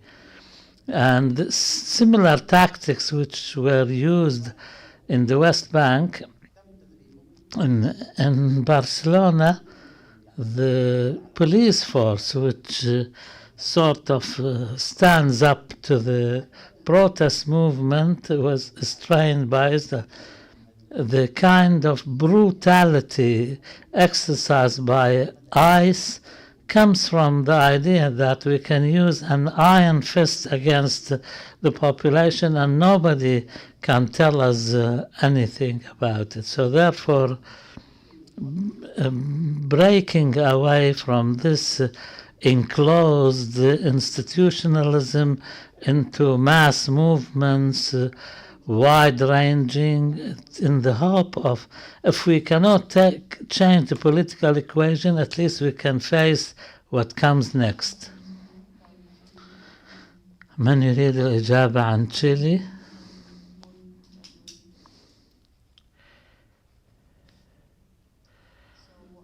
إذن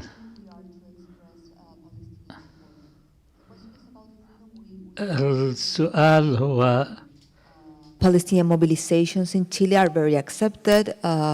We don't have much repression. We don't have legal suits on us. The problem is, and even in hegemonic media that has the Israel narrative, we still have spaces where they allow us to go in for interviews and express ourselves. And there's a big ecosystem of independent media where we can talk. The problem is that there are certain spaces that it's very hard to get in. At the Center of Palestinian Information, for example, we work on a photographic exposition of Bilal Khaled, who was 200 days covering in Gaza. It took us 1 year to get a university that was willing to show these photographs. We've been breaking the windows, for saying it in a way, to get to those spaces. But I'll say the main problem is that they are like spaces that are depoliticized, universities and so on, that are afraid to get to work with the Palestinian topic because they fear the repercussion of the Zionists in Chile. So, conclusion, yes, we are free to talk, we are free to march, but there are still some spaces that we cannot access.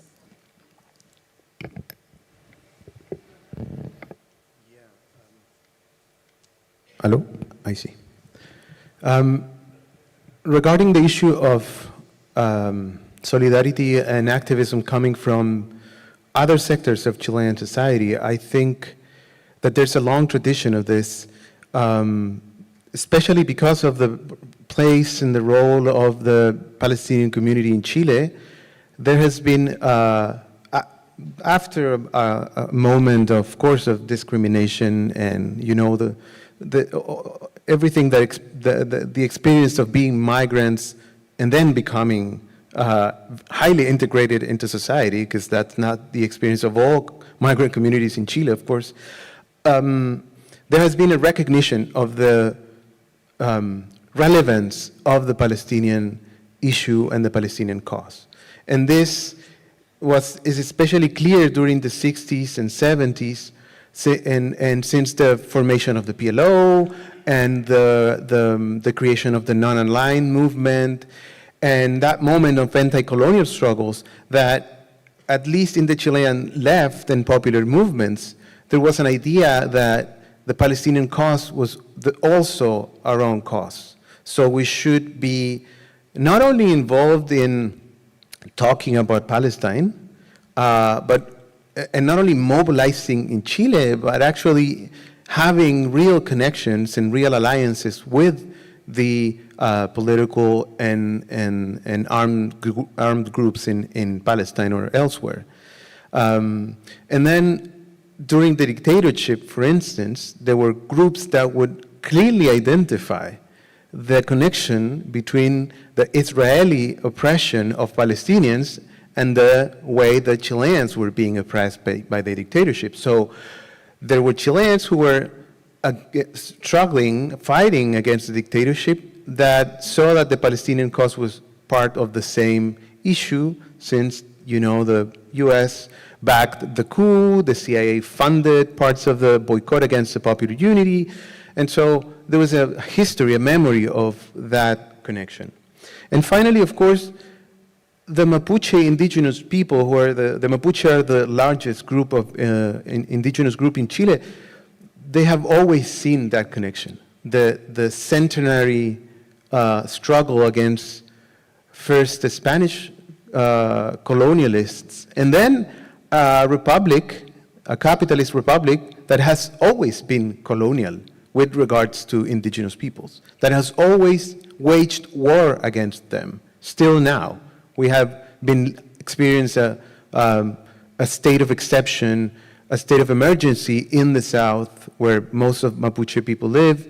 And so we have militarized zones. And they know, and we all know, that Israeli weapons and munitions are used to attack them.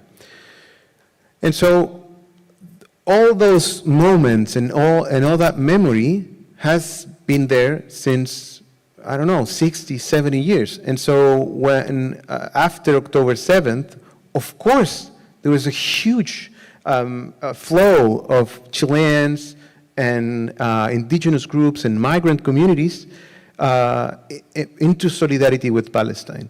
And I think that this has been, in the context of my, I know, highly critical presentation of the Palestinian community in Chile, this has been new blood for an old struggle. And it has been very important as a way to make the Palestinian cause present in Chile in a way that goes beyond lobbying, that goes beyond political operatives, that go beyond the strategy of the establishment in the Palestinian establishment in Chile. So the answer is yes. Thank you all for your answers. We still have a few minutes to open the floor to questions from the audience. Is anyone here? Maybe we have a mic somewhere.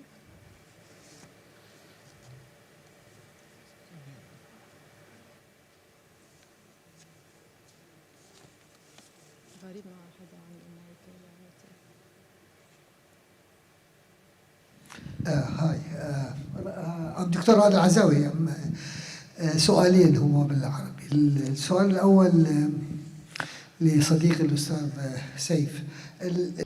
My question to Mr. Saif. The story of the flotilla was a bitter experience, this incredible courage and what you suffered. In fact, the ultimate result was a historic success, in my opinion. Yet I have a question. Was there, inside Europe I'm talking about, any impact? This may have happened, but in the Arab countries, however, I haven't seen the same reaction. This was the biggest humanitarian message you could send. So what's your strategy? Yes. Iraq was present, was one of the 44 countries, so you should say 45 countries. What's your strategy?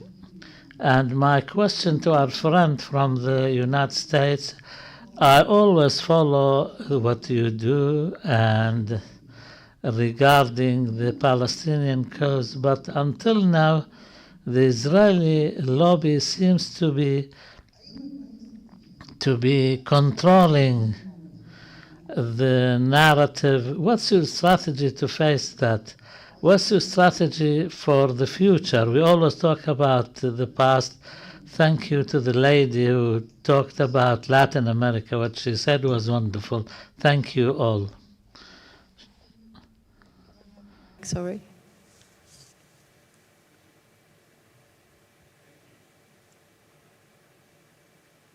Thank you. My question for Pablo and Stephanie. Boric has lost the re-election. Now it's a coming back of the Katz government. What is the challenge for the pro-Palestinian movements after the loss of Boric?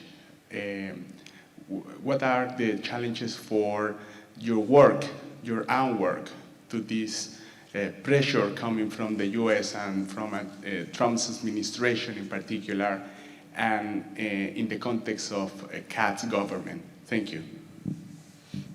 Thank you for your questions. I think you have each 2-3 minutes maximum to answer, and then we'll close the session. السؤال الأخير بس.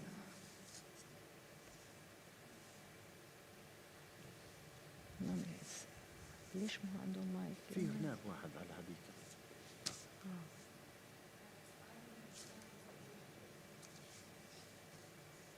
الأستاذ أسامة في ظل التحول الواضح في الرأي العام الغربي لصالح فلسطين، لماذا ما زال هذا التحول عاجزاً عن التحول إلى ضغط سياسي فعال داخل مراكز القرار الأمريكي؟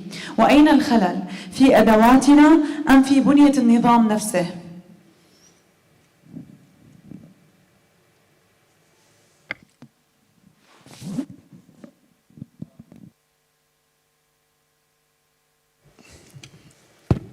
الحديث في 20 دقيقة مش You have 20 minutes. This is not enough time always to go into all the details. There are many elements which are absent. Maybe we can talk about them later or on other opportunities. I did not speak about the past. I focus on the future. Today, there is an organized campaign against AIPAC, that dump AIPAC, track AIPAC, or to return the money donated by AIPAC to candidates, or to apply a pressure to register AIPAC as a foreign agent. This campaign is going very strongly, and we saw many politicians returning the money received from AIPAC because it's dark money. This is the first time the Israeli lobby has to spend millions to defeat Mary Newman and Jamal Bone and others. These are real battles that AIPAC is the most prominent front for the Zionist lobby. They are having to spend a lot of money to protect the traditional areas of influence. Part of our work is to expose AIPAC as now it is a joint effort by the left and right, each for their own reasons, and also our investment is for the future. The C4 organizations with AIPAC is C4 and not C3. I cannot explain the difference. I know some of these terms sound strange to you, but the sea change today is the result of the cognitive framing of frame bridging. Saif spoke about ICE. ICE are not just inspired by Israelis. They are trained by the Israelis for crowd control practices. This is part of the exposures now. And the three candidates to replace Nancy Pelosi, two of them said that what happened Gaza is genocide. The third, who is a Zionist, a Jewish Zionist, didn't, but later on he had to admit that. So this is the cognitive framing, like compare apartheid against what happened to the black people. Of course, if I go into every detail, I need hours to finish, so we couldn't talk about everything. Of course, there are students who were dismissed. They have been dismissed in the Ivy League universities, and they will need $50,000-$60,000. Why hasn't this turned into political pressure? It is happening, but we are fighting against time. The Zionist Organization of America was formed in the 60s, and they managed, or before the 60s, they we're not talking about 1798, the Puritan Protestants who emigrated, who believed in the literal interpretations of the Old Testament. They called themselves the New Israelites, and they called Palestine the Promised Land. And we are talking about hundreds of years of history. So before, there was something called Israel. They had and their support for Israel. When I tried to convince our community that there is potential, there is a horizon, I said to them, we started with our backs to the wall. We pushed them few steps to the front. But we are talking about a rock which weighs 1,000 kilos. Israel can allow Ahmed al-Tibi to curse it in the Knesset because it controls the Palestinian people, but they cannot afford someone doing the same in the Congress, because that will mean that the lifeline to it will be disconnected. And finally, when Barack Obama became president in 2009, Barack Obama was with limiting the arms ownership in the United States. 79% were pro that. They had the two-thirds majority, and they could end the filibuster, but they could not pass a law against guns ownership, because the National Rifle Association spends 10 millions, in fact, but because 79%, yes, but most of them do not do anything. They are like couch potatoes. And one of the main reasons for Kamala Harris's demise in the elections was the Palestinian cause. And what's happening inside MAGA will have its impact in the future. The Generation Z, which will graduate from universities and occupy important positions in the American genes are with Israel, but these are my phone is ringing. I have another interview. Just to add, we sometimes expect immediate results and fruition of what we do as solidarity campaigns, but it has to be clear that these solidarity movements, they ultimately face states, structures, with the deep states, with all their policies, but it's important for us to accumulate results and strength, and how we can harvest this political pressure and translate it into political action.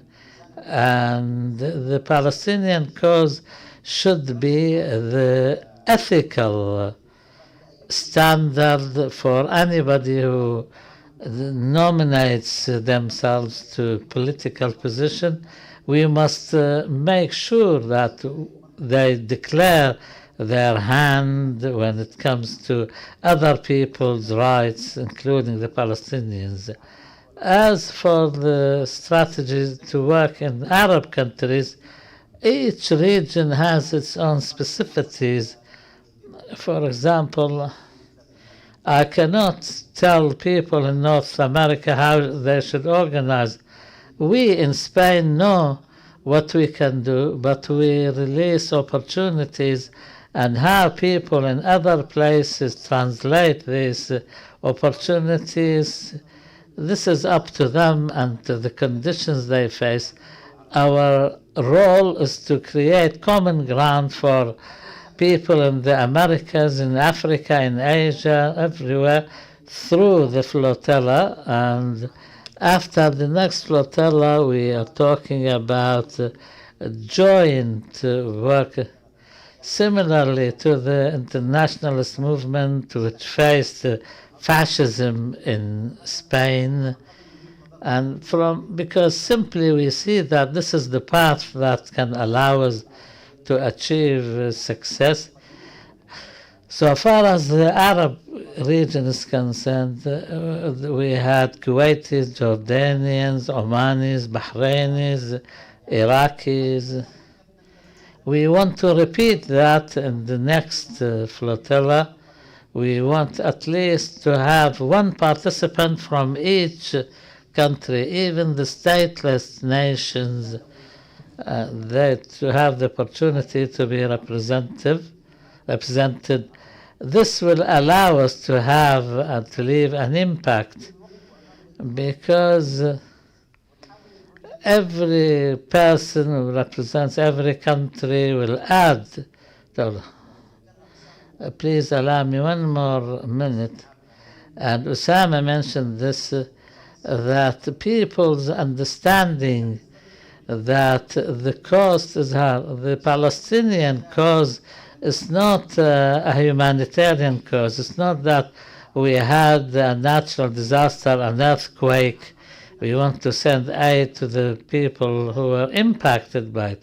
We're talking about the struggle of a people against occupation for almost 100 years. So we must build a political movement to apply pressure, regardless of the cost, against this occupation, which is the root cause of making the Palestinians need the solidarity in the first place.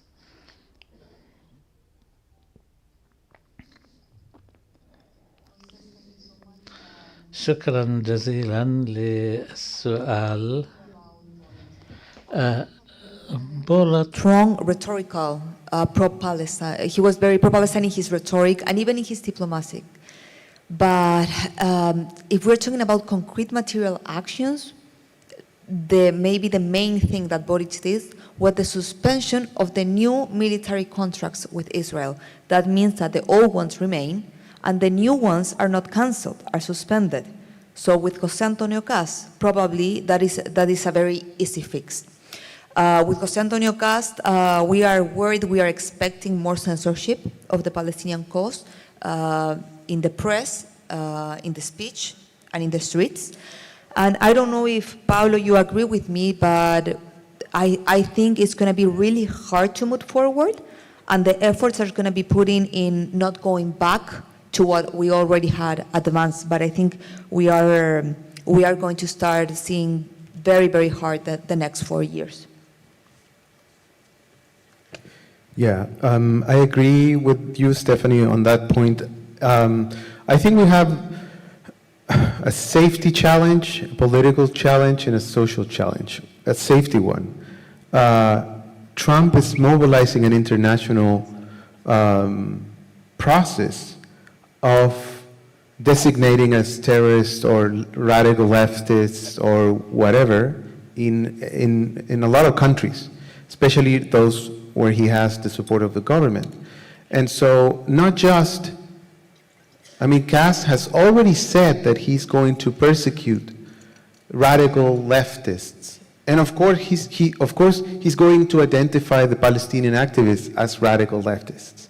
So we have that thing. But then we have Trump behind him, probably asking for information about activists and people involved in these struggles. So we have that issue. And so that means that we have to develop strategies for our own protection. Second, we have a political challenge, which is, as Stephanie was saying, keeping things at least as they have been, in the sense that Chile supports UN resolutions, the implementation of international law. But I think that we also have the political challenge of, even in this context, trying not to let the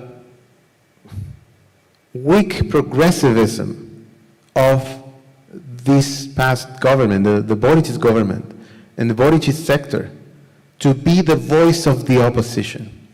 Because that's not going to guarantee that the Palestinian narrative is part of the opposition to caste. It's probably going to be around other things like crime, migration, which is why they lost the election, right? Because they were just moving towards the right, and, well, the same mistake the social democratic parties do all the time. And then I think we also have a social challenge, which is building a coordinated democratic movement that includes all of the Palestinian groups and associations and institutions and movements. This is the moment to do that kind of unitary movement. It's always necessary, but this is the moment of urgency. And that has if we are able to do that, that would have repercussions on the political level, but also socially, making the Palestinian perspective part of the daily life of Chileans, because we need everyone involved in this struggle, not just people who already know or Palestinians. So having a massive social movement that is connected with other social movement, having that power from below, is going to be probably our best choice, our best hope for this period. Thank you, Pablo. I will now close the session. I think we're already very late. Thank you all for your participation. Thank you for your attendance, and have a good evening.